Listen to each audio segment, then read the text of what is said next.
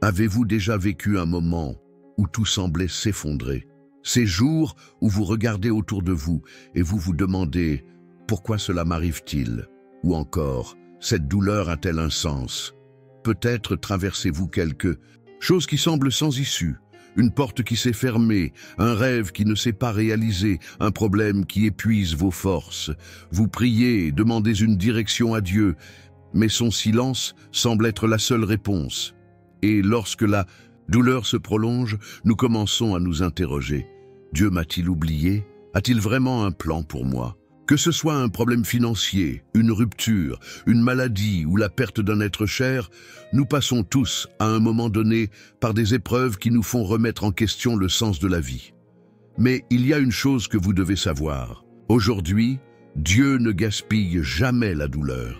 Chaque larme que vous versez, chaque lutte que vous affrontez, chaque moment d'incertitude peut vous conduire à un but plus grand. Même si vous ne le voyez pas encore, Dieu est à l'œuvre. La Bible est remplie d'histoires de personnes qui ont traversé d'intenses souffrances avant de découvrir leur véritable destinée. Des personnes rejetées, humiliées, trahies et mises à l'épreuve. Mais qui, au bout du chemin, ont compris que la douleur faisait partie de leur préparation. La grande question est, comment trouver un but quand tout semble aller de travers? Comment continuer à croire lorsque les choses ne se passent pas comme prévu? Si ces questions résonnent en vous, continuez avec moi. Regardons maintenant l'histoire d'un homme qui avait toutes les raisons d'abandonner, mais qui a choisi de faire confiance. S'il y a bien une personne qui aurait pu renoncer en chemin, c'est Joseph.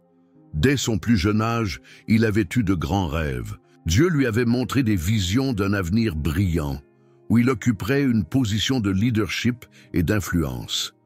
Mais au lieu de voir cette promesse s'accomplir rapidement, Joseph a été plongé dans un cycle de souffrance qui a duré des années.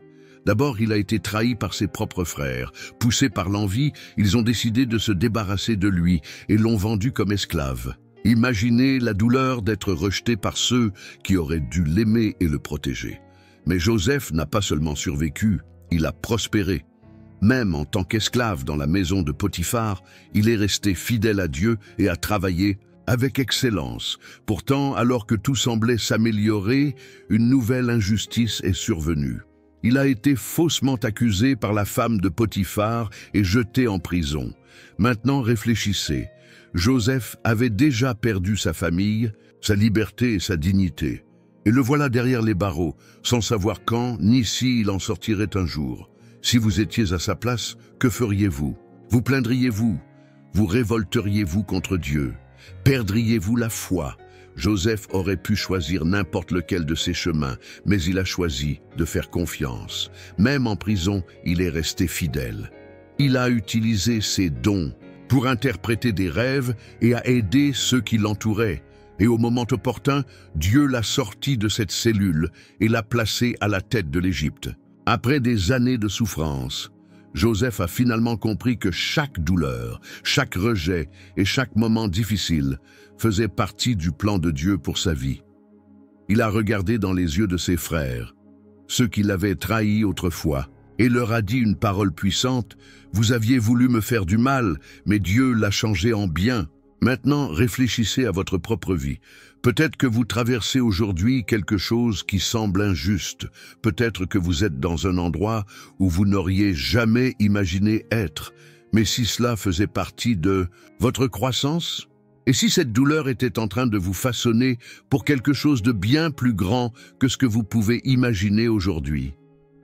Dieu n'a pas perdu le contrôle de votre histoire. Il voit chaque larme et chaque lutte. Et tout comme il l'a fait avec Joseph, il peut transformer même les pires moments de votre vie en témoignages de victoire. Mais si cela est vrai, pourquoi avons-nous si souvent du mal à voir ce but? Souvent, la douleur et les épreuves nous aveuglent sur ce que Dieu est en train d'accomplir. Nous sommes tellement focalisés sur la souffrance que nous perdons de vue le dessein plus grand. Mais qu'est-ce qui nous empêche réellement de voir? D'abord, la douleur nous attache au passé. Lorsque nous traversons des épreuves, nous avons tendance à regarder en arrière et à revivre ce que nous avons perdu. Nous restons prisonniers du « et si » et du « Pourquoi cela m'est-il arrivé? Beaucoup de gens vivent enchaînés à leur passé, incapables d'avancer parce qu'ils n'arrivent pas à lâcher prise sur ce qu'ils ont perdu. Mais l'apôtre Paul nous enseigne une vérité fondamentale. Oubliant ce qui est derrière et me portant vers ce qui est devant, je cours vers le but. Le dessein de Dieu pour votre vie n'est pas dans le passé. Il est dans votre avenir. Mais pour l'atteindre, vous devez cesser de regarder en arrière et commencer à avancer. Deuxièmement, le temps d'attente nous fait douter. Abraham a attendu 25 ans avant de voir l'accomplissement de la promesse de Dieu. Anne a pleuré pendant des années avant de recevoir Samuel. Le peuple d'Israël a passé 40 ans dans le désert avant d'entrer en terre promise. L'attente peut être frustrante. Peut-être que vous priez pour quelque chose depuis longtemps et que vous n'avez pas encore vu de réponse. Mais, souvenez-vous, Dieu n'est jamais en retard, il prépare. Le temps d'attente n'est pas un temps perdu. C'est un temps de préparation. Alors que vous pensez que rien ne se passe, Dieu est en train de vous façonner, de vous fortifier et de vous préparer pour ce qui vient. Troisièmement, nous voulons des réponses immédiates. Nous vivons dans un monde où tout est instantané. Si nous voulons quelque chose, nous commandons sur notre téléphone et nous le recevons en quelques minutes. Si nous avons une question, nous faisons une recherche sur Internet et nous trouvons une réponse immédiatement. Mais Dieu ne fonctionne pas ainsi.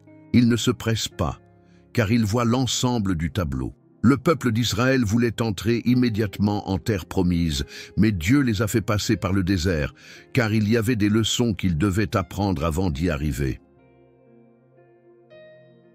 Je vous ai conduit dans ce désert pour vous humilier et vous mettre à l'épreuve, afin de connaître ce qui était dans votre cœur. Le désert n'était pas une punition, mais un entraînement. Maintenant, je vous pose la question. Êtes-vous simplement en train d'attendre que votre épreuve passe ou êtes-vous en train de laisser cette épreuve vous enseigner quelque chose? Êtes-vous focalisé sur la douleur ou cherchez-vous à voir le dessein derrière elle? Parce que la vérité est que Dieu ne gaspille pas la souffrance. Si aujourd'hui, vous ne comprenez pas pourquoi vous traversez cette épreuve, faites confiance. Au moment opportun, vous regarderez en arrière et vous verrez que Dieu dirigeait tout depuis le début. Ne crains rien car je suis avec toi. Ne sois pas effrayé car je suis ton Dieu. Je te fortifie, je t'aide, je te soutiens de ma main droite fidèle. Vous ne comprenez peut-être pas maintenant, mais un jour, vous verrez que chaque larme, chaque lutte et chaque moment difficile faisait partie du plan de Dieu pour votre vie. Si aujourd'hui vous avez l'impression de ne plus avoir de force, souvenez-vous, Dieu ne vous a pas abandonné.